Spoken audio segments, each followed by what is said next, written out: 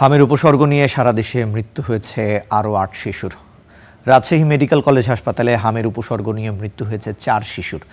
এ নিয়ে হাসপাতালে মৃতের সংখ্যা দাঁড়ালো ৫০ জনে। ২৪ ঘন্টায় হামের উপসর্গ নিয়ে নতুন ভর্তি হয়েছেন ২৭ জন।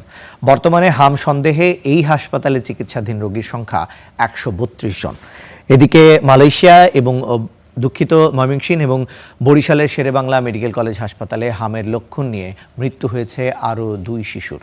এদিকে সারা দেশের মতো চাঁপাইনবাবগঞ্জে বেড়েছে হামের প্রকোপ। উপসর্গ নিয়ে হাসপাতালে ভর্তি হচ্ছে নতুন নতুন রোগী।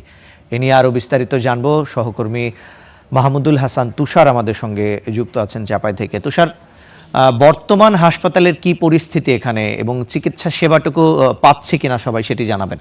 জি, যেমন বলছিলেন চাঁপাইনবাবগঞ্জে হামের প্রকোপ বৃদ্ধি পাওয়ার পর থেকে মূলত হাসপাতালে সারা দেশে নেই এখানে একটি ওয়ার্ডকে আইসোলেশন ওয়ার্ড করা হয়েছে।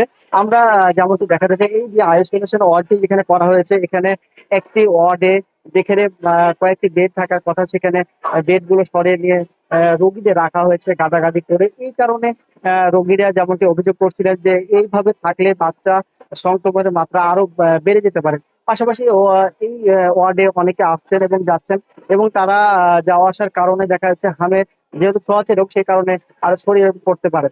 রোগীদের কাছ থেকে আমরা জিজ্ঞেস করছিলাম, তিনারা বলছিলেন যে চাঁপাইনবাবগঞ্জে মূলত 250 বিশিষ্ট জেলা হাসপাতাল হওয়ার পরেও এখানে প্রায় প্রতিদিন 500 থেকে 600 রোগী চিকিৎসা নেয়, এবং এইখানে শিশু রোগীও চিকিৎসা নেয় অনেক। সেহেতু তাদেরকে এখানে নিয়মিত চিকিৎসা দিতে চিকিৎসক সংকটের কারণে এবং নার্স সংকটের কারণে চিকিৎসা দিতে হিমশিম খাচ্ছে চিকিৎসকরা। তবে রোগীরা বলছিলেন যে চিকিৎসকের এবং নার্স যথেষ্ট না থাকার কারণে কিছুটা ঘাটতি থাকলেও চিকিৎসক তাদের সর্বাত্মক চেষ্টা করছেন। আমরা ডাক্তার হাসপাতাল তত্ত্বাবধায়কের কাছে জানছিলাম, তিনি বলছিলেন যে ওনাদের জায়গা থেকে ওনারা সর্বোচ্চ চেষ্টা করছেন এবং রোগীরাও চিকিৎসা সেবা নিয়ে সন্তুষ্ট প্রকাশ করছে। তবে হাসপাতাল কর্তৃপক্ষের দাবি এবং রোগীদের দাবি যে আরো চিকিৎসক এবং নার্স বাড়ানো, তাহলে পরে তাদের চিকিৎসা সেবাটা আরো সুন্দর হবে। পাশাপাশি আপনাকে জানা চাই, গত 24 ঘন্টায় চাঁপাইনবাবগঞ্জে রোগী ভর্তি হয়েছে নতুন রোগী 35 জন। সব মিলিয়ে এ পর্যন্ত 519 জন রোগী ভর্তি হয়েছে, এবং গত 24 ঘন্টায় ছাড়পত্র নেওয়ার সংখ্যাটাও অনেক বেশি, তারা 38 জন। নিয়মিত ভর্তি রোগী আসছে এবং ছাড়পত্র নিয়ে যাচ্ছে। আমরা রোগী আত্মীয় স্বজনদের সাথে কথা বলছিলাম, তিনারা বলছিলেন আসলে প্রায় রোগী শিশু বাচ্চা প্রায় 10 মাসের নিচে বেশিরভাগ আক্রান্ত। মূলত সদর উপজেলা, শিবগঞ্জ, ভোলাহাট, বিভিন্ন উপজেলা থেকে এখানে রোগীরা এসেছেন, এবং তাদের কাছ থেকে আমরা যতটুকু করে নিয়েছিলাম যে বেশিরভাগ শিশু তারা ছোঁয়াচে যে দাবি করা হচ্ছে, তারা বলছেন যে আমাদের আশেপাশে ওরকম ছোঁয়াচে রোগ না হওয়ার কারণেও তাদের বাচ্চা কিভাবে হামে আক্রান্ত হলো। পাশাপাশি আমরা যতটুকু জানছিলাম সিভিল সার্জনের কাছে, তিনি বলছিলেন যে মূলত মধ্যখানে কিছুটা গ্যাপ টিকাদানের কারণে এই সংক্রমণটি ঘটতে পারে।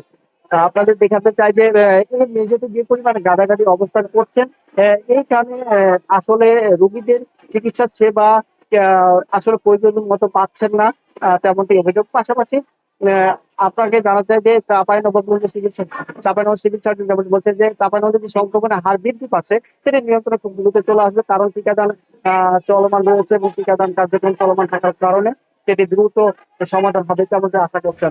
এই ছিল চাঁপাইনবাবগঞ্জ থেকে সবচেয়ে তথ্য। তুষার, আপনাকে ধন্যবাদ। দর্শক, আমরা জানছিলাম সহকর্মী তুষার আমাদের সঙ্গে চাঁপাইনবাবগঞ্জ থেকে যুক্ত হয়ে সেখানকার এখনকার হামের যে পরিস্থিতি, সেই পরিস্থিতি সম্পর্কে কিন্তু আমরা জানছিলাম।